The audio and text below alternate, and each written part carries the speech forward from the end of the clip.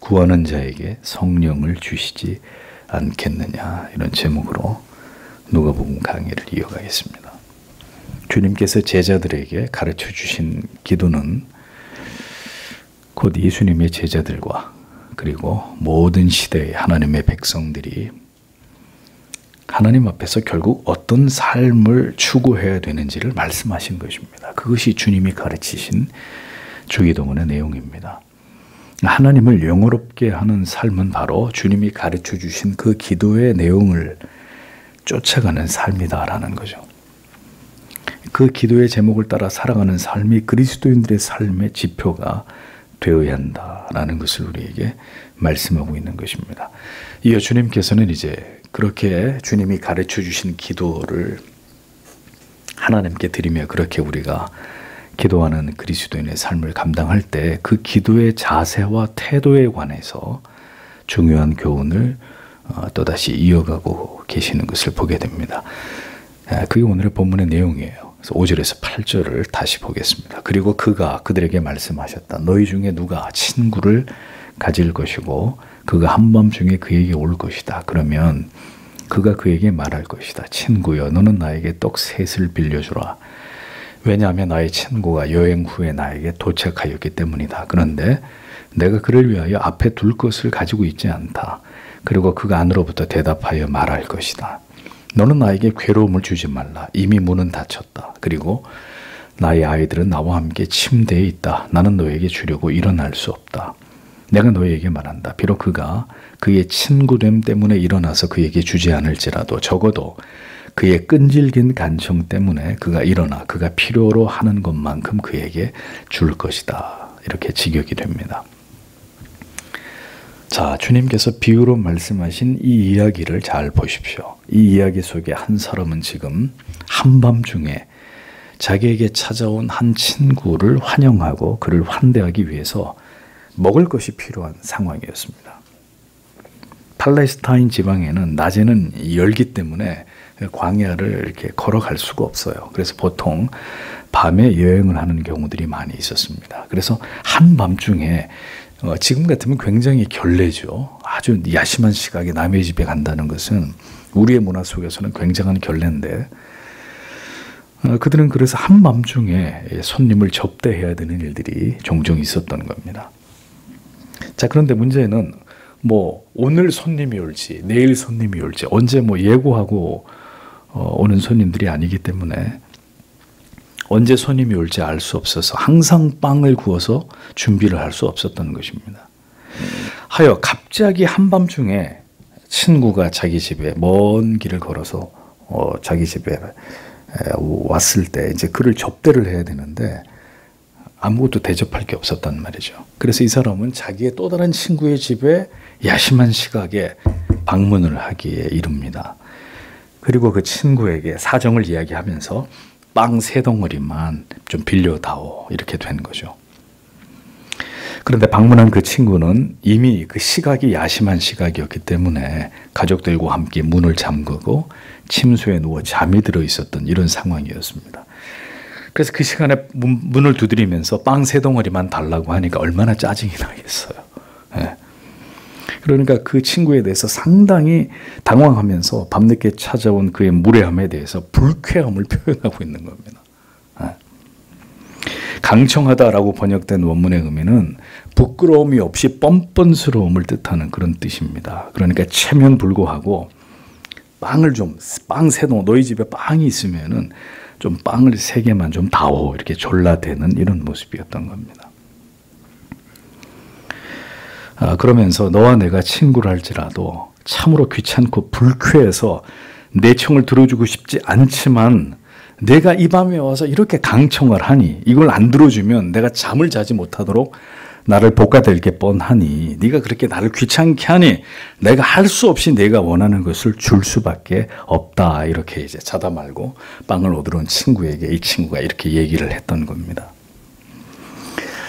자, 여러분, 주님의 이 예화가 뭔가 좀 부자연스럽고 다소 이 두 사람의 이 친구들의 주고받는 이 이야기들이 다소 코믹스럽기까지 함을 우리가 느끼게 됩니다. 야심한 시각에 자기 집에 방문한 친구에게 빵을 대접하려면 자기가 그러면 그 밤에 만들면 될 거 아니에요.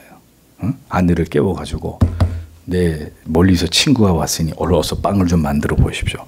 자기가 만들어서 주면 될 일이지. 굳이 그 늦은 시간에 잠자리에 들어있을 또 다른 벗에게 찾아가가지고 다짜고짜 빵 3덩어리만 빌리자고 말하는 이 친구도 그렇고, 또 벗이라면서 밤늦게 급한 사정으로 찾아온 친구에게 이렇게 불쾌감을 표하면서 내가 지금 자다가 일어나서 짜증이 나고 정말 너한테 주고 싶지 않는데 네가 이 밤에 와서 하도 졸라대니까 내가 할 수 없이 그러면 네가 원하는 것만큼 주마.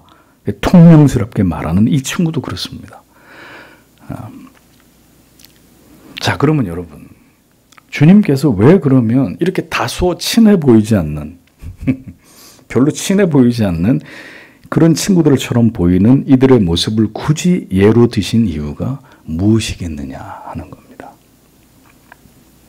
벗이라 하면서도 이러한 청에 대해서 미적거리면서 귀찮아하는, 그래서 마지못해서 그것을 허락하는 이 엉터리 같은 친구들과 달리 이제 주님이 설명하실 하나님은 결국 그런 분이 아니시라는 것을 강조하기 위해서 주님께서는 친구라고 하면서도 친구처럼 보이지 않는 이들의 예화를 주님이 꺼내서 사용하신 것입니다.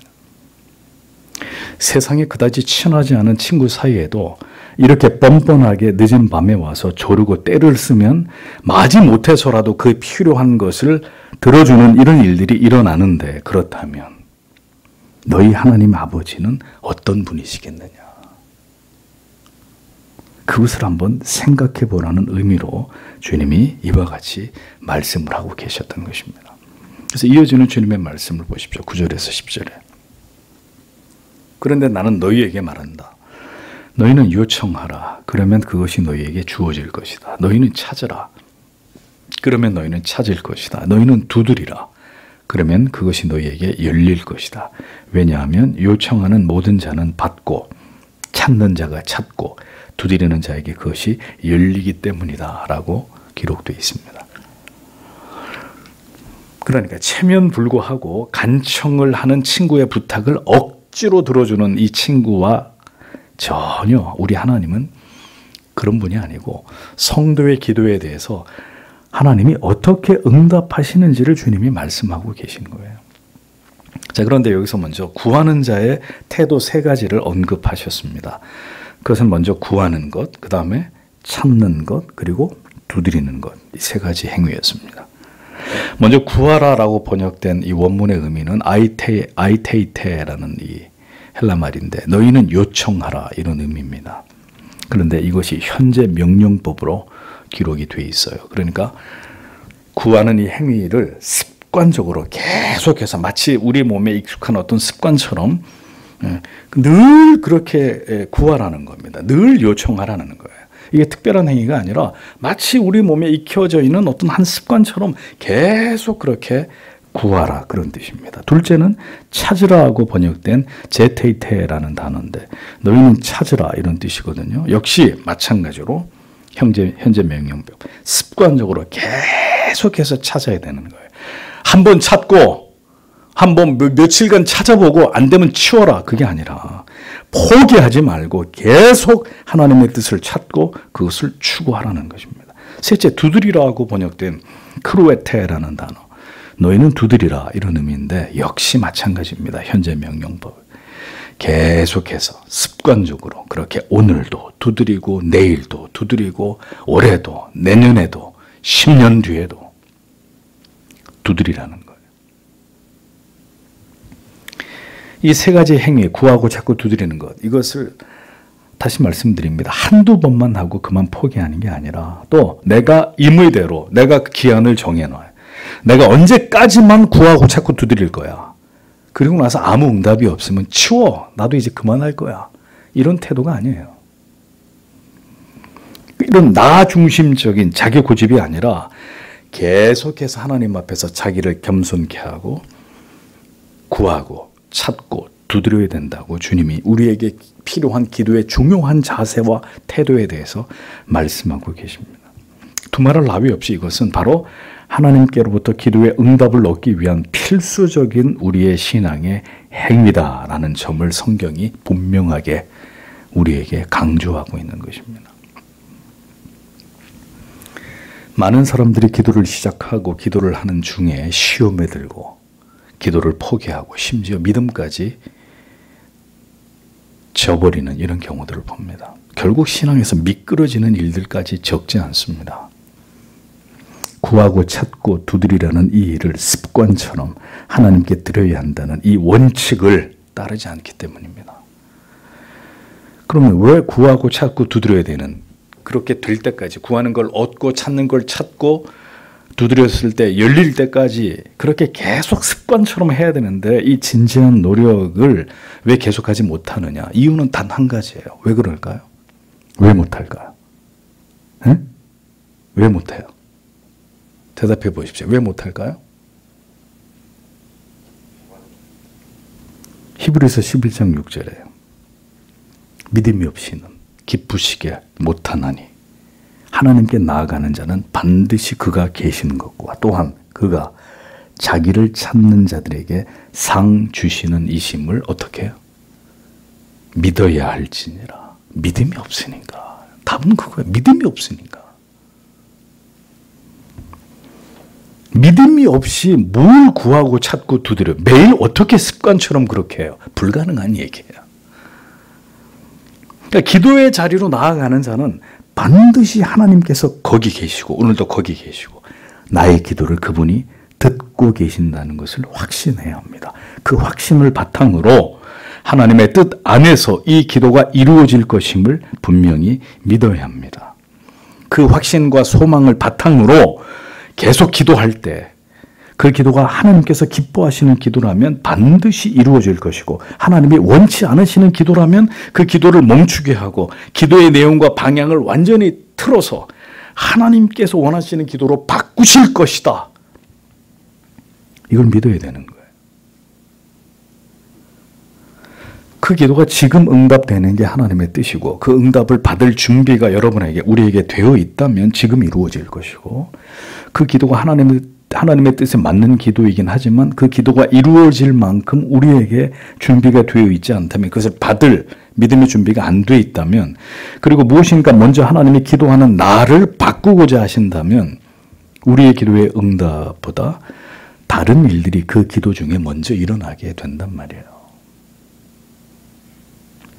이것이 기도의 세계에서 일어나는 일입니다. 그러니까 기본적으로 구하고 찾고 두드리고 이것이 지속되지 않는 것은 믿음이 없기 때문입니다. 그러니까 믿음이 없는 사람은 기도를 할 수가 없어요. 나는 목사님 제가 기도하게 기도해 주세요. 기도할 수 있게 기도해 달래요. 뭐 어떻게 기도해 드릴까요? 뭘 어떻게 기도해 드려야 여러분들이 자다가 벌떡 일어나가지고 지금은 기도할 시간이 하고 기도를 하시겠습니까? 그런 일이 일어나겠습니까? 믿음이 없으면 하나님이 계신다는 것, 그분이 내 기도를 듣고 계신다는 것. 그러니까 내 의로, 내 열심으로 하는 기도가 아니라 그 하나님이 계신다. 그분이 내 기도를 들으신다. 그분의 뜻을 내 안에서 이루신다. 라는 이 분명한 불변의 믿음이 있어야 그 믿음이 나로 하여금 구하고 찾고 두드리도록 언제까지 습관처럼 계속 그 모든 것을 기도 안에서 얻을 때까지 그걸 지속하게 만드는 원동력이 되는 거예요. 그러니까 목사님 저는 기도가 안 됩니다 라고 하면 기도해 달라고 기도를 부탁하는 게 아니라 주여 나에게 믿음을 주십시오 라는 기도가 먼저 필요한 거죠. 주님 제가 믿음이 없습니다. 도무지.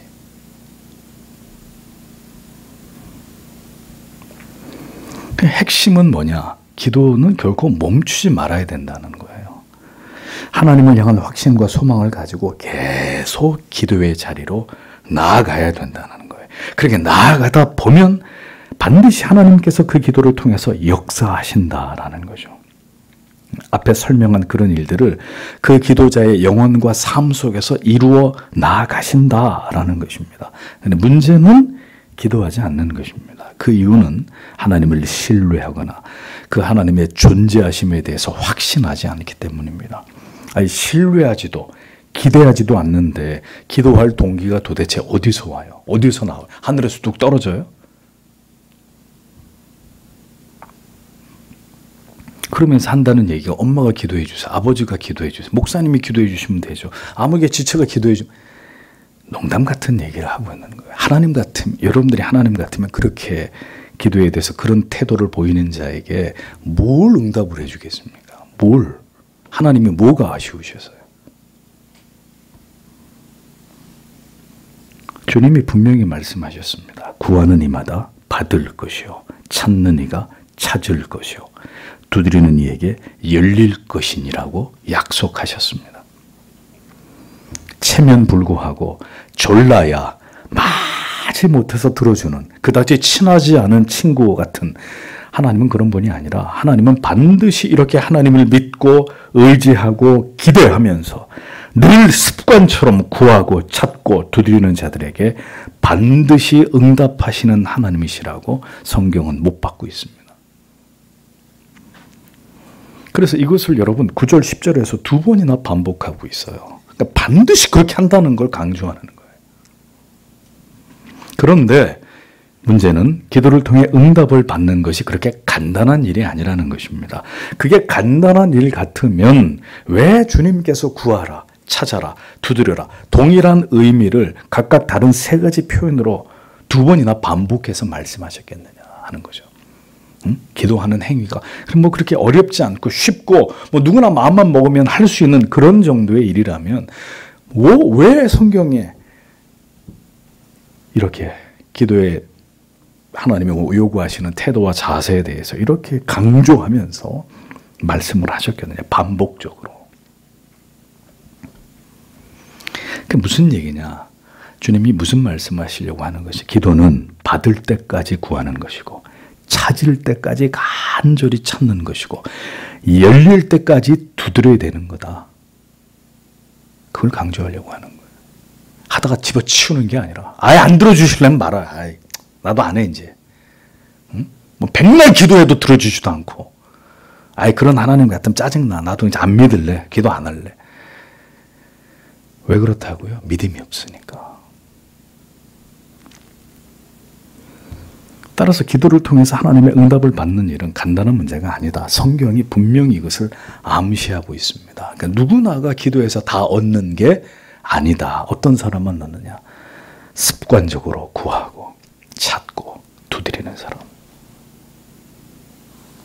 그 긴 시간 기도함에 있어서 그 기도가 응답되기까지 어떤 일들이 우리의 영혼과 삶 속에서 일어나게 되고 하나님께서 우리를 기도하는 자들을 만지시고 변화시키는 일들을 행하신다는 것을 이 하나님 말씀 안에 이것이 모두 다 담겨 있는 것이라는 걸 알아야 되는 겁니다. 그렇게 구하고 찾고 두드리는 동안에 분명히 응답이 되는데 그 응답이 되는 긴 시간 동안에 어떤 일들이 우리 인생 속에서 일어난다고요. 여러분들 오늘도 교회 와서 기도하실 거 아닙니까? 그렇게 기도하신 지 어떤 분은 10년, 20년, 어떤 분은 뭐 1년, 제각기 다 다르실 수 있는데 그냥 무조건 구하고 찾고 두드려 그게 다가 아니라 구하고 찾고 두드리는 동안에 변화가 일어난다고요. 내 영혼 안에서, 내 삶에서. 그래서 긴 시간이 필요해요. 줄기차게 그렇게 하나님 앞에 그렇게 해야 되는 거예요. 우리는 내가 그 기도한 거 왜 응답을 안 해주는 겁니까? 도대체 하나님이 살았습니까? 죽었습니까? 우리 논리는 그런데 하나님은 그 지속되는 끊임없이 이어지고 오늘도 또 이어지고 또 이어지는 믿음을 가지고 약속을 붙들고 기도하는 그 기도를 통해서 하나님이 그 기도가 반드시 이루어지는데 그게 우선이 아니라니까요. 구하고 찾고 두드리는 동안에 내가 하나님의 사람으로 변화돼 가는 거죠. 그래서 그렇게 오래 시간이 걸리는 것입니다. 이스라엘 백성들이 광야를 지나 가나안에 들어가는데 40년이 걸렸듯이 하나님의 뜻을 오래도록 구하는 시간이 필요하고 그 하나님의 뜻이 무엇인지를 계속 찾는 시간이 필요하고 그리고 그 하나님의 뜻이 이루어지도록 부지런히 현실의 문을 하나님의 뜻이 이루어지기를 소망하면서 계속 계속 두드리는 일들이 기도 가운데 필요하다. 기도, 하나님이 기뻐하는 기도의 태도와 자세 가운데 이것을 이야기하지 않고는 다른 것을 이야기할 수가 없다라고 주님이 말씀하시는 거예요.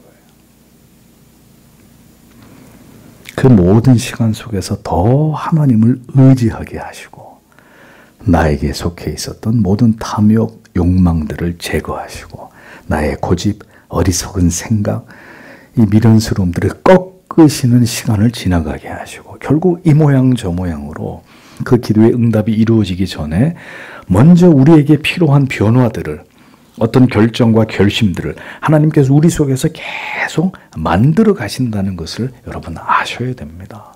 그러니까 우리는 지금도 어떤 걸 기도해 놓고 뚝딱 응답되기만을 바라는데 하나님의 관점과 생각은 좀 다르세요. 우리에게 어떤 고질적인 기도의 제목을 주시고 그 기도의 제목을 가지고 간절히 기도하는 동안 하나님은 우리 안에서 이룰 계획들, 선한 계획과 뜻을 다 이루시고 성취하고 계시는 거예요. 참 우리의 사고는 단순해요. 나을지어다, 응답될지어다, 뭐 복받을지어다 이렇게 하면 하나님이 그때 즉시 응답하는 걸로 아는, 무슨 굉장히 코미디 같은 얘기를 하고 있는 거죠. 구하고 찾고 두드리라 그랬는데 될지어다 이러고 있는 거예요. 기가 막히죠.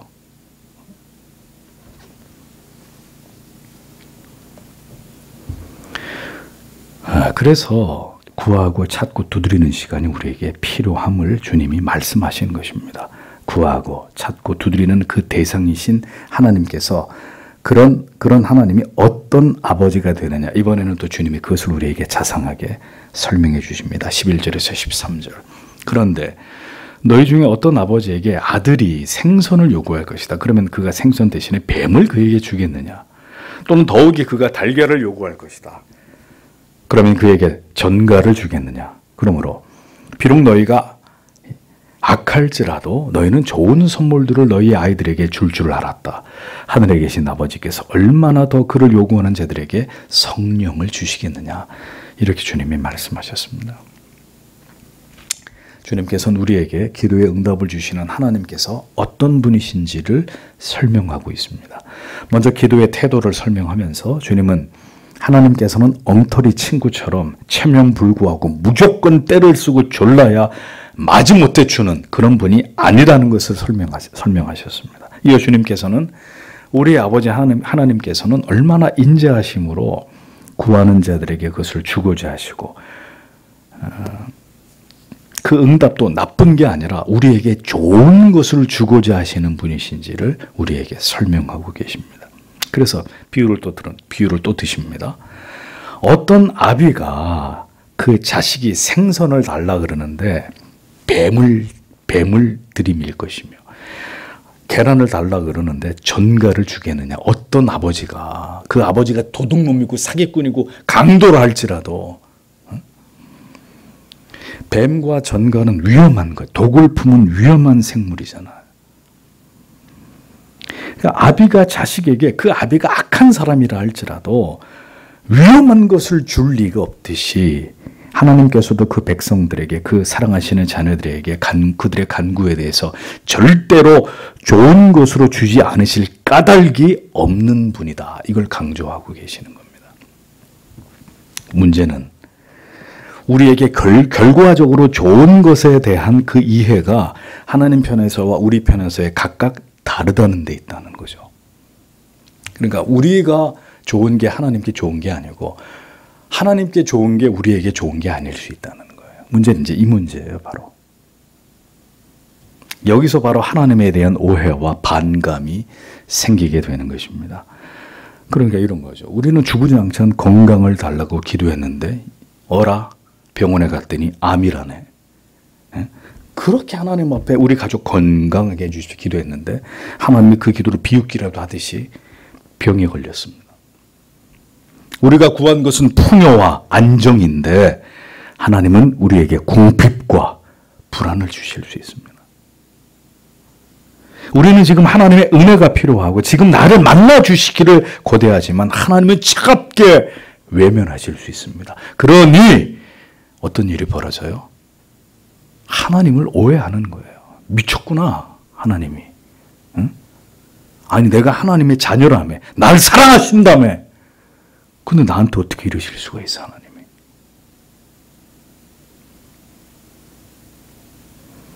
성도 여러분, 믿음이 뭐냐?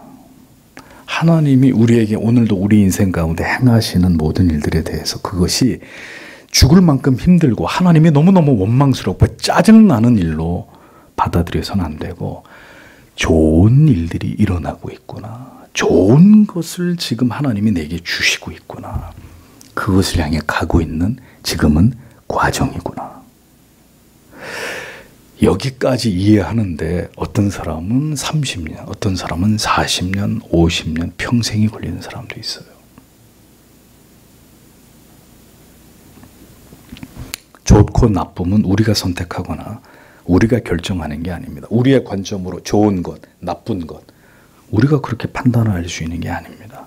우리의 창조주가 되시고 우리를 섭리하시고 오늘도 통치하시는, 그래서 우리에게 지금 가장 선하시고 완전하신 계획을 가지고 계시는 하나님이 나를 위해서 결정하시는 것입니다.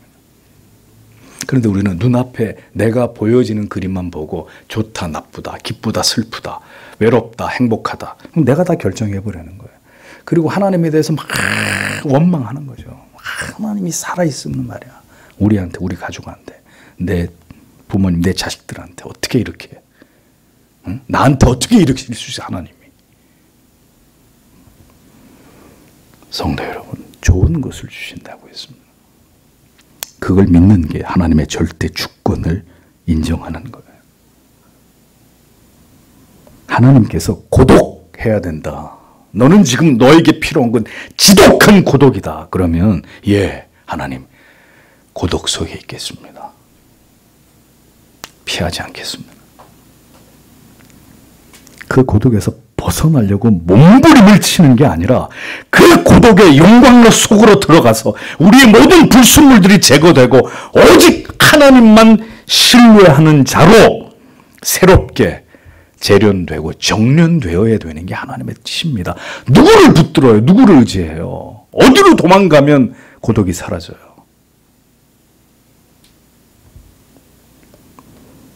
그러므로 우리는 이 하나님의 주권과 섭리를 믿어야 하고, 이 모든 일들은 바로 우리의 삶에서 습관처럼 만들어진 견고한 기류의 자리에서 이 모든 것들이 이루어진다는 것, 깨질 건 깨지고 부서질 건 부서지고 새롭게 만들어질 건 만들어지고, 이 모든 일들이 우리 인생 속에서 일어나게 된다는 것. 그럼 그 모든 일들이 소용돌이치고 우리 인생을 지나가고 관통할 때 뭘 해야 되느냐? 구경만 하고 있어야 되느냐? 하나님을 원망하는 것으로 시간을 다 보내야 되느냐? 내 인생이, 내 팔자가 왜 이 모양이냐 하고 불평하고 원망하는 걸로 시간을 보내야 되느냐? 아니라는 겁니다. 그럼 뭘 해야 될까요? 구하고 찾고 두드려라.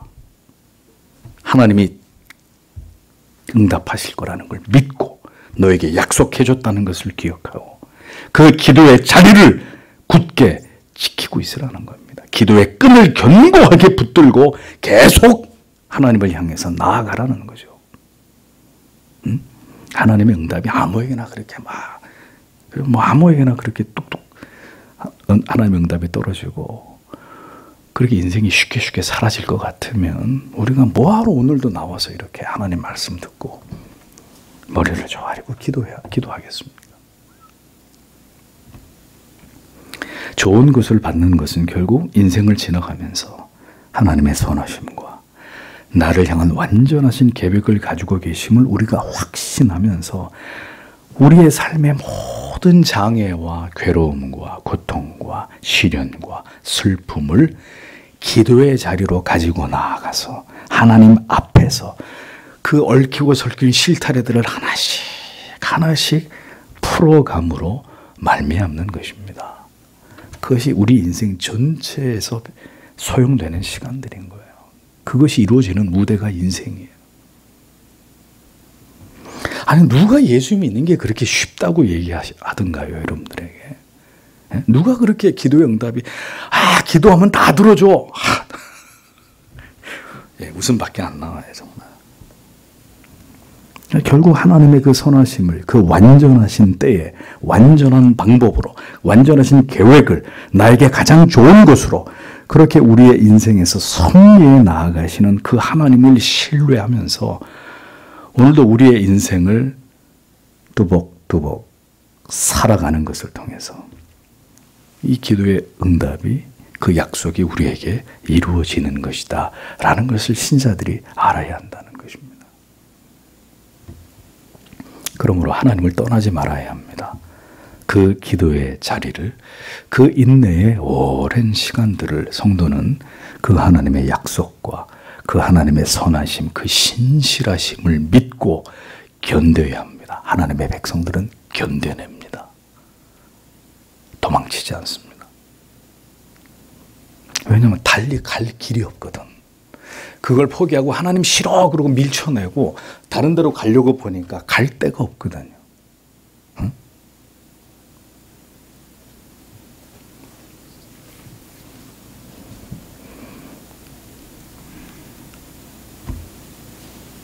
결국은 선하신 뜻이 나에게, 나의 영혼에 너무 좋은 하나님의 응답하심이 마침내 성취되기까지 구하고 찾고 두드리는 거룩한 습관을 따라서 하나님 앞에 신자는 기도해야 합니다. 단언하건대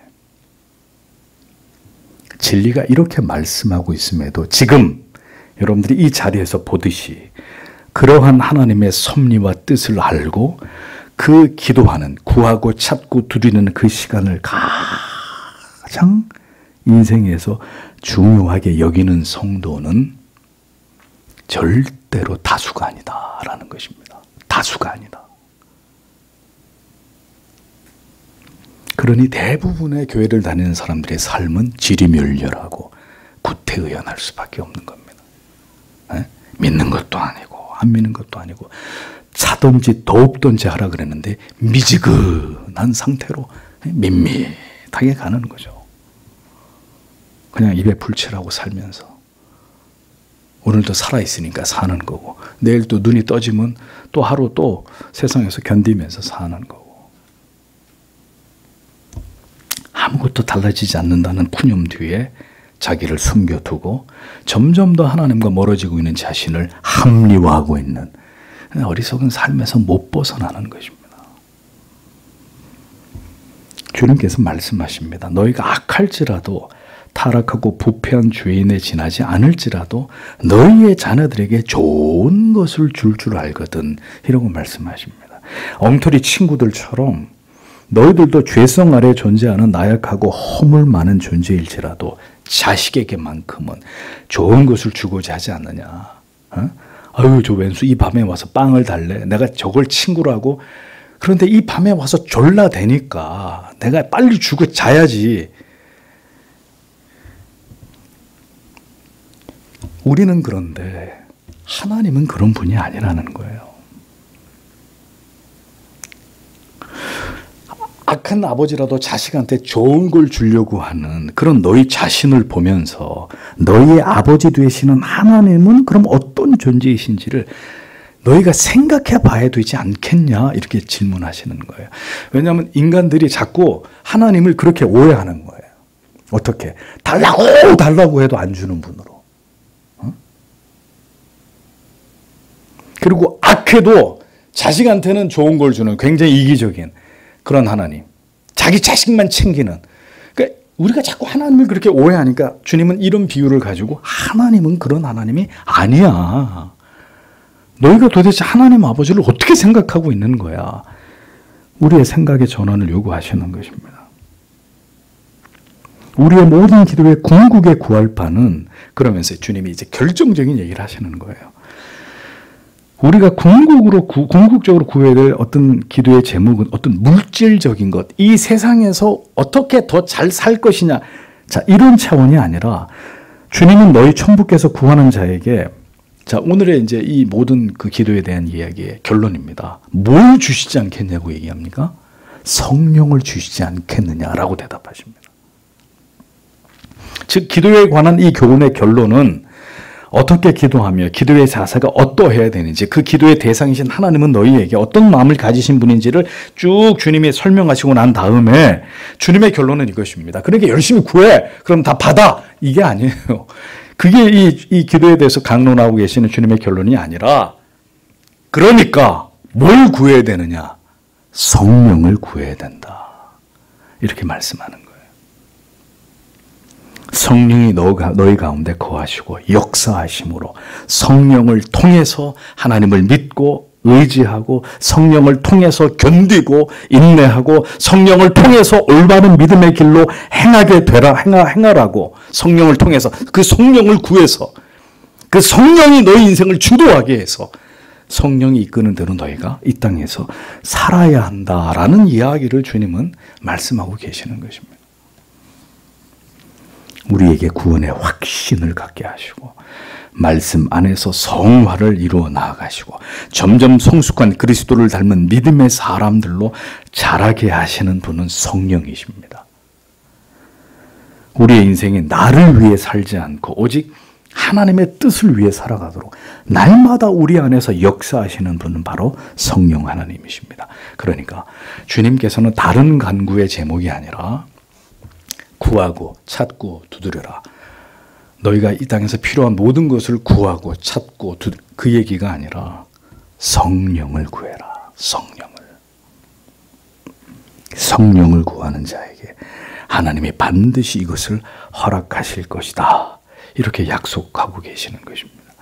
그러니까 우리가 구해야 될, 구원의 길을 완성하게 될 우리에게 가장 필요한 것은 무엇이냐?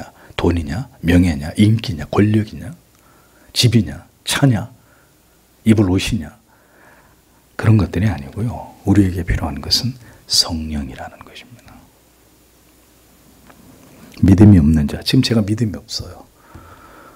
믿음이 없습니다, 목사님. 저는 뭐 어떻게 저를 해보시든가 그러면은 아무것도 안 되니까, 뭐 믿음을 갖고 싶어도 안 되고, 뭐 성경 보라고 맨날 짓거려도 성경 보기 싫고, 기도하라고 맨날 기도하기 싫어요. 그럼 뭐 어떻게 해보시든가 저를.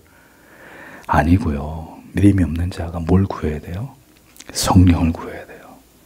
성령이여 나에게 오셔서 믿어지는 은혜를 선물로 주옵소서. 이 믿지 못하는 죄인을 불쌍히 여기시고, 구원의 은혜와 그 감격을 성령이 나에게 오셔서 나에게 믿음을 달라고 기도해야 되는 거예요. 믿음이 없는 사람들은.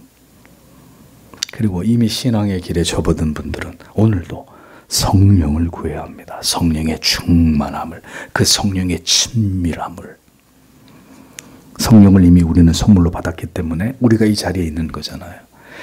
말씀을 드리면서 기도할 수 있는 것이잖아요. 그러므로 여러분들은 믿음이 없는 분이 아니에요. 그럼 어떻게? 그 믿음을 가지고 더 성령을 구하면서 나의 삶이 더 하나님을 영화롭게 하고 더 성화에 진력해서 하나님의 뜻을 이루는 인생이 되게 해달라고 기도해야 되는 것입니다. 아직 믿음이 없는 분들에게 구합니다. 하나님이 살아계시면 나를 한번 변화시켜 보라고 반항하면서 당신 자신은 하나님의 명령을 거부하고 불순종하는 어리석은 죄를 범하고 있지 말고 간절히 성령을 구하고 찾고 두드리는 자가 되셔야 합니다. 그리고 성도님들께 구합니다. 오늘도 성령의 충만하심을 구하십시오. 왜 예수를 믿고 있는데도 이렇게 자꾸 무너지고 흔들리고 갈피를 잡지 못하느냐.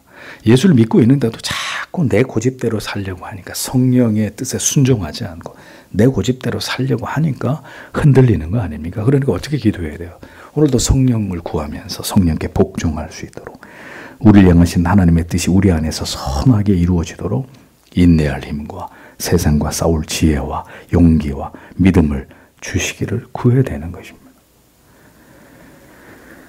여전히 하나님을 찾지 않고 우리의 생각과 계획대로 고집대로만 살면서 하나님이 도와주시네, 안 도와주시네, 기도를 들어주시네, 안 들어주시네, 우리가 이렇게 푸념을 하면서 살고 있는 건 아닌가 돌아보아야 합니다.